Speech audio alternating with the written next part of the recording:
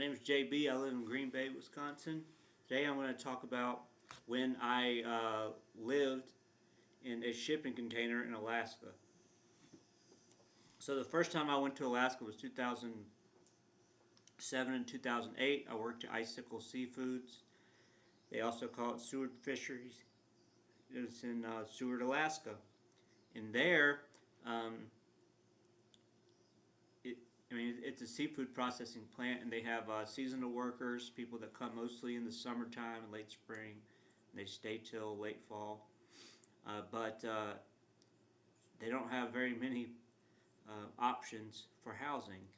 It's a small town, and there just aren't enough apartments or houses for the people. And plus, just since they're there for such a short time, there's, I mean, nobody's going to rent for like a couple months. Plus, it's cheaper for the company to have their own housing. So when I first went there in 2007, 2008, I stayed in a bunkhouse and in a tent. And then when I went back in 2016, they upgraded and they had some shipping containers that they had converted to housing. And so basically what they did is they took a shipping container and they divided them by two, so there was two rooms. Each of the rooms had two beds, and I stayed in one room, and I had a roommate. He was from Ohio. He was kind of wild, but he was okay. He was a nice guy, and he didn't actually stay there very long, but he was a nice guy. But the shipping container, it had they installed like walls, regular walls with sheetrock. It had electricity.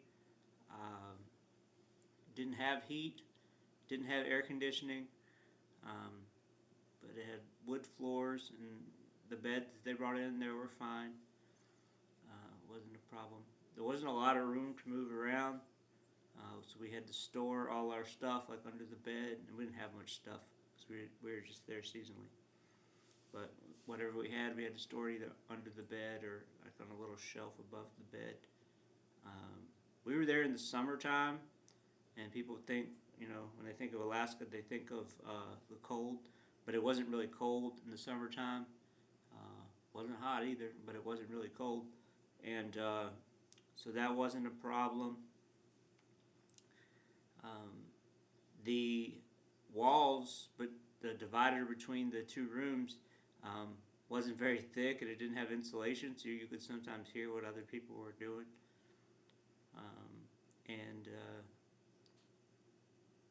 Also, you could hear if people were walking around because outside because there was gravel, and so you could hear people walking on the gravel or talking if they were drunk, or just having a conversation, a regular conversation. But more often than not, at night, if you heard somebody talking, it was because they were drunk, and that's just the way it was there. But I mean, most people would never think of living in a shipping container, but I mean, this was fine. There were people who decided to stay in tents for some reason, and I think they actually got paid to do that. Uh, they got like $3 a night or something, or $5 a night to stay in a tent. It was like a one of those army tents with a platform, like a deck, and then like a leather tent um, with two beds inside. And like I said, I had stayed in those before. I didn't really enjoy it. It wasn't bad. I mean, it's definitely doable. But it was better to have a way to lock my stuff, and I could close the door, more privacy. There we weren't supposed to have alcohol, but if I wanted to bring alcohol in there and drink a few beers, nobody would ever know. And so I did that sometimes. But yeah, that was my experience living in a shipping container in Alaska.